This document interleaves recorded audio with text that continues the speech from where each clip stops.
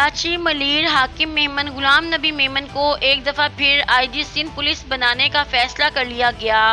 PP क़यादत ने IG Sindh के लिए गुलाम नबी मेमन के नाम की मंजूरी दे दी।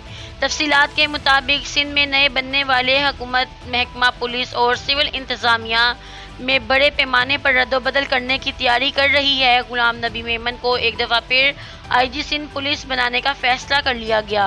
वज़ीर आला सिंध की जानिब से आईजी सिंध के लिए गुलाम नबी मेमन के नाम की तजवीज़ कर दी गई, जिसके बाद पीपी क़यादत ने आईजी सिंध के लिए गुलाम नबी मेमन के नाम की मंजूरी दे दी। आईजी सिंध की तैनाती और नोटिफिकेशन जल्द जारी कर दिया जाएगा।